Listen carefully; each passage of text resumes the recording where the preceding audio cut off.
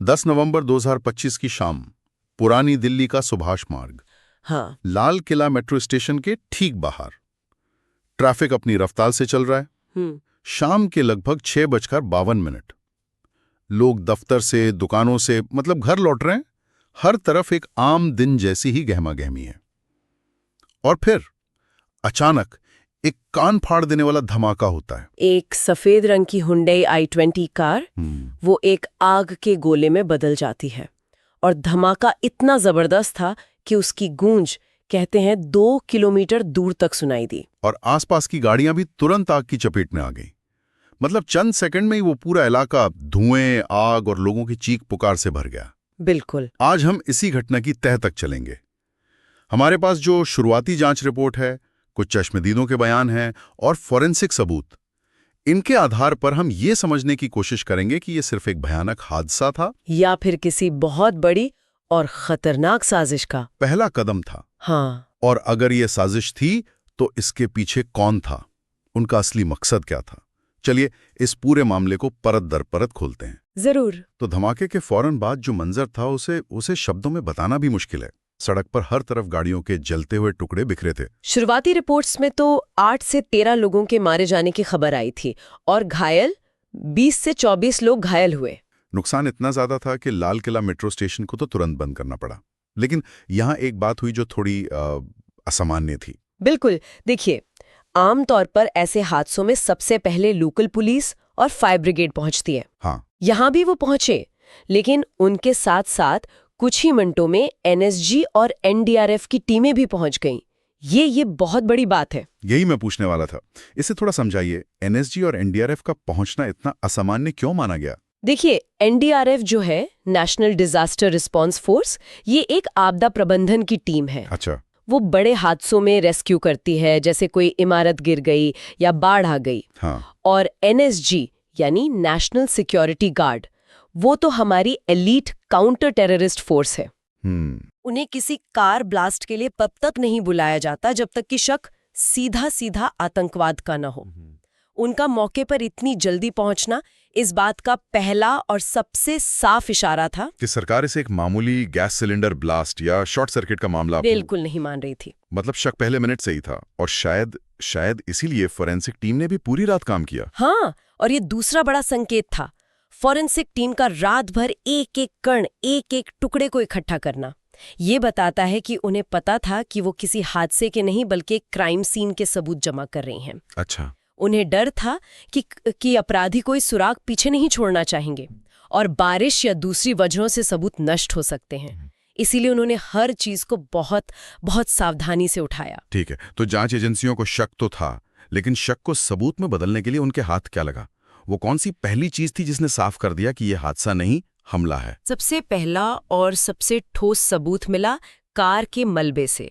Forensic जांच में गाड़ी के अंदर से IED यानी इम्प्रोवाइज्ड एक्सप्लोसिव डिवाइस के अंश मिले। ID, ये नाम हम अक्सर खबरों में सुनते हैं। आम भाषा में इसका क्या मतलब है? आम भाषा में कहूं तो ये एक देसी या जुगाड़ वाला बम है। मतलब ये किसी आर्मी फैक्ट्री में बना स्टैंडर्ड बम नहीं होता। इसे विस्फोटक केमिकल, छर्रों, कीलों जैसी चीजों को एक कंटेनर जैसे प्रेशर कुकर या पाइप में भरकर बनाया जाता है और फिर उसे एक ट्रिगर से जोड़ दिया जाता है। तो इसका मकसद सिर्फ धमाका करना नहीं होता? नहीं, इसका मकसद होता है ज्यादा से ज्यादा तबाही मचाना। देखिए, एक CNG सिलेंडर एक दिशा में फटता है, लेकिन IED का धमाका हर दिशा में जान लेने वाले छर्रे फेंकता है। IED का मिलना ये 100% इस बात का सबूत था कि ये एक सोचा समझा हमला था। लेकिन एक सवाल यहाँ भी उठता है, हो सकता है कार का ड्राइवर खुद एक शिकार हो, किसी ने उसकी गाड़ी में चुपके से बम रख दिया हो। बहुत जरूरी सवाल है ये, और इसी सवाल का जवाब जांच टीम को मिला दूसरे और सबसे चौंकाने वाले सबूत से। वो क्या था? आसपास के CCTV फुटेज।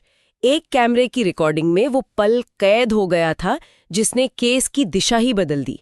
धमाके से ठीक 5-6 सेकंड पहले उस I20 कार का दरवाजा खुलता है, ड्राइवर चलती गाड़ी से बाहर कूदता है और भीड़ में गायब हो जाता है। क्या मतलब वो खुद कूद कर भागा? जी हाँ, वो भागा। अगर ये कोई हादसा होता तो कोई ड्राइवर चलती गाड़ी से ऐसे क्यों कूदेगा? उसका इस तरह भाग जाना साफ बता रहा था कि उसे पता था कि गाड़ी में बम है और वो फटने वाला है। ये तो एक क्लासिक आतंकी रणनीति लगती है। बिल्कुल, जहां हमलावर खुद डिवाइस को एक्टिवेट करके भाग जाता है। आईईडी का मिलना और ड्राइवर का भाग जाना ये तो लगभग केस को पक्का कर देता है। पर आपने कहा था 3 बड़े कारण थे, तीसरा क्या था? तीसरा कारण था उस कार का सफर। जब उसकी जीपीएस हिस्ट्री और टोल रिकॉर्ड को खंगाला गया तो पता चला कि कार हरियाणा से दिल्ली में दाखिल हुई थी, लेकिन वो सीधे लाल किले नहीं पहुंची। तो फिर वो पुराने दिल्ली के तंग और भीड़-भाड़ वाले इलाकों में काफी देर तक घूमती रही। ऐसा लग रहा था जैसे वो सही जगह और सही वक्त की तलाश में हो। और आखिरकार उसे लाल किले के पास पार्क किया गया, एक ऐसी जगह जो न सिर्फ भीड़ वाली है बल्कि देश की एक ऐतिहासिक पहचान भी है। सही। तो आईईडी, सीसीटीवी फुटेज और संदिग्ध रूट, इन तीनों को मिलाकर देखें तो तस्वीर पूरी तरह साफ हो जाती है। ये एक आतंकवादी हमला ही था। तो फिर अगला सवाल ये है कि इसके पीछे था कौन? और एनआईए की जांच में जो नाम सामने आए वो शायद इस केस का सबसे हैरान करने वाला पहलू है। इस पूरे प्लान का मास्टरमाइंड, जिसे एनआईए ने फिदाइन मॉड्यूल का ब्रेन कहा है, कौन था वो? वो कोई और नहीं बल्कि वही ड्राइवर था, डॉक्टर ओमर नबी, पुलवामा का रहने वाला एक मेडिकल स्टूडेंट। एक मिनट, एक मेडिकल स्टूडेंट? एक डॉक्टर जो लोगों की जान बचाने की ट्रेनिंग ले रहा है, वो बम धमाके कर रहा है? ये सुनने में ही अजीब लगता है। क्या वो अकेला था इसमें? नहीं, और यही बात इसे और भी ज्यादा खतरनाक बनाती है। ये कोई एक अकेले लड़के का काम नहीं था। नहीं, ये एक पूरा नेटवर्क था और उसमें ज्यादातर लोग पढ़े लिखे पेशेवर थे। मतलब कोई शौकिया गिरोह नहीं था ये? बिल्कुल नहीं। ये एक बेहद संगठित और खतरनाक सेल था जहां हर सदस्य का एक खास काम था। कौन कौन थे इस नेटवर्क में? उमर नबी के अलावा जो मुख्य नाम सामने आए उनमें था डॉक्टर मुजम्मिल शकील गनई, वो भी पुलवामा से। उसे विस्फोटक बनाने और आईईडी की तकनीक का, आप कह सकती हैं, विशेषज्ञ माना जाता था। एक डॉक्टर जो बम बना रहा था? हाँ। फिर एक और डॉक्टर अदील अहमद राथर जो अनंतनाग से था। उसका काम इस पूरे मॉड्यूल के लिए पैसे और लॉजिस्टिक्स का इंतजाम करना था। तो एक टेक्निकल एक्सपर्ट, एक फाइनेंसर और इस मॉड्यूल में विचारधारा का जहर घोलने का काम कर रहा था मुफ्ती इरफान अहमद वगाया। वो शोपियां का था और धार्मिक तकरीरों के जरिए नौजवानों का ब्रेन वॉश करके उन्हें भर्ती करता था। और ये नेटवर्क सिर्फ कश्मीर तक ही सीमित नहीं था जैसा आपने बताया? नहीं, लखनऊ से एक महिला डॉक्टर शाहीन सईद को भी गिरफ्तार किया गया। वो अपने मेडिकल नेटवर्क के जरिए इन्हें छिपने और दूसरी मदद मुहैया करा रही थी। इनके अलावा जासिर बिलाल वानी भी पकड़ा गया जो उमर नबी का करीबी साथी था। ये प्रोफाइल तो मतलब बहुत चौंकाने वाली है। डॉक्टर, मुफ्ती, ये वो लोग हैं जिन पर समाज आंख बंद करके भरोसा करता है। आमतौर पर आतंकवाद को गरीबी, बेरोजगारी या अशिक्षा से जोड़ा जाता है। यहाँ तो मामला बिल्कुल उल्टा है। सही बात है। ये हमारी बहुत सी धारणाओं को तोड़ता है। ये बताता है कि कट्टरपंथ का ताल्लुक शिक्षा या आर्थिक स्थिति से नहीं बल्कि विचारधारा से है। एक पढ़ा लिखा दिमाग अगर गलत विचारधारा के चंगुल में फंस जाए तो वो ज्यादा खतरनाक हो सकता है, क्योंकि वो अपने ज्ञान का इस्तेमाल तबाही के लिए करता है। एक डॉक्टर जानता है कि कहाँ चोट पहुंचाने से ज्यादा नुकसान होगा। और एक इंजीनियर को ढांचों की समझ होती है। जब ये लोग कट्टरपंथी बन जाते हैं तो वे ज्यादा घातक हमलों की योजना बना सकते हैं। बिल्कुल। और यहीं से कहानी का वो हिस्सा शुरू होता है जो सबसे डरावना है। अब तक हमने जो बात की लाल किले का धमाका, वो तो सिर्फ एक ट्रेलर था। असली पिक्चर तो कुछ और ही थी, जो अगर कामयाब हो जाती तो दिल्ली में अभूतपूर्व तबाही मचा सकती थी। इसका खुलासा तब हुआ जब एनआईए ने इन लोगों से पूछताछ के आधार पर फरीदाबाद के एक घर में छापा मारा।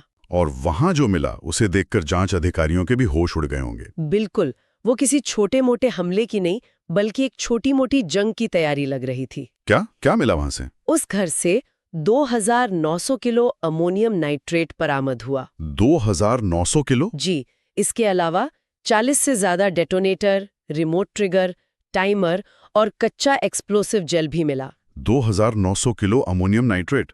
एक आम इंसान के लिए इस मात्रा का अंदाजा लगाना भी मुश्किल है। मैं आपको एक अंदाजा देती हूँ। 1993 में मुंबई में जो सीरियल ब्लास्ट हुए थे और जिसने पूरे शहर को हिला दिया था, उसमें लगभग 700 किलो आरडीएक्स का इस्तेमाल हुआ था। और यहाँ हम उससे 4 गुना ज्यादा विस्फोटक की बात कर रहे हैं। हाँ, और ये तो कुछ भी नहीं। जो सबसे खतरनाक चीज मिली वो था एक ड्रोन पर फिट किया जा सकने वाला विस्फोटक कंटेनर। और और रॉकेट लॉन्च करने वाले मैकेनिज्म के कुछ हिस्से। ड्रोन और रॉकेट, मतलब उनका प्लान सिर्फ कार बॉम्ब तक सीमित नहीं था? बिल्कुल नहीं। एनआईए की जांच के मुताबिक ये दिल्ली पर एक बड़े सीरीज अटैक यानी एक साथ कई हमलों की तैयारी थी।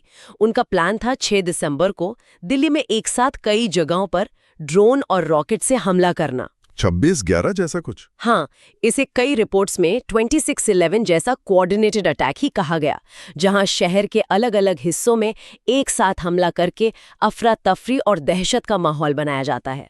ये सोचकर भी डर लगता है। तो फिर लाल किले का धमाका क्या था?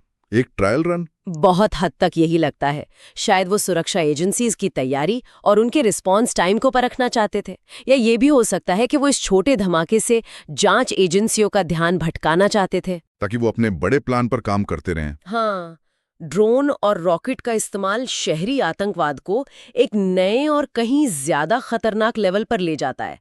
हमारे पारंपरिक सुरक्षा इंतजाम ऐसे हमलों के लिए तैयार नहीं होते। अगर ये साजिश कामयाब हो जाती तो दिल्ली में होने वाली तबाही का अंदाजा लगाना भी मुश्किल होता। इसीलिए फरीदाबाद की ये बरामदगी इस केस की सबसे बड़ी कामयाबी है। इसने दिल्ली को एक बहुत बड़ी त्रासदी से बचा लिया। इस खुलासे के बाद सरकार की क्या प्रतिक्रिया रही? जाहिर है बहुत सख्त रही होगी। बिल्कुल, सरकार ने इसे तुरंत एक बड़ा आतंकवादी हमला घोषित किया।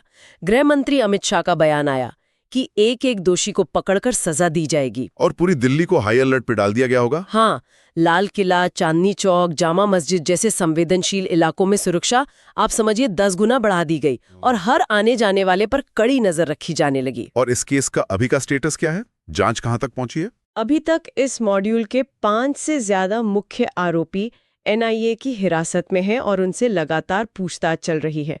अब जांच का फोकस इस नेटवर्क की जड़ों तक पहुंचना है। मतलब पैसा कहां से आ रहा था, इतना विस्फोटक कहां से आया, और क्या इनके जैसे और भी स्लीपर सेल देश के दूसरे हिस्सों में सक्रिय हैं? एनआईए को उम्मीद है कि पूछताछ में अभी 2-3 और बड़े नाम सामने आ सकते हैं। तो इस पूरी पड़ताल को अगर हम समेटें तो कुछ बातें बिल्कुल साफ हैं। पहली, लाल किले के पास हुआ धमाका कोई हादसा नहीं था, बल्कि एक सुनियोजित आतंकी हमला था। दूसरी बात, इसके पीछे कोई अनपढ़ या गुमराह लोगों का समूह नहीं, बल्कि डॉक्टरों और धार्मिक नेताओं जैसे पढ़े लिखे और समाज में सम्मान पाने वाले लोगों का एक संगठित गिरोह था। और तीसरी और सबसे अहम बात, ये धमाका तो सिर्फ एक छोटा सा टेस्ट था। असली साजिश दिल्ली में ड्रोन और रॉकेट से एक साथ कई हमले करके बड़े पैमाने पर दहशत फैलाने की थी, जिसे हमारी सुरक्षा एजेंसियों ने वक्त रहते नाकाम कर दिया। ये पूरा मामला अपने पीछे एक बहुत जरूरी सवाल छोड़ जाता है। इस साजिश में शामिल लोगों की प्रोफाइल, डॉक्टर, शिक्षक, मुफ्ती, ये आतंकवाद को लेकर हमारी बनी बनाई धारणाओं को चुनौती देती है। यह हमें सोचने पर मजबूर करता है कि कट्टरपंथ की विचारधारा समाज के सबसे शिक्षित तबके को भी अपनी चपेट में कैसे ले लेती है। और जब खतरा उन चेहरों से हो जिन पर समाज भरोसा करता है, तो एक समाज के तौर पर हम खुद को कैसे सुरक्षित रख सकते हैं?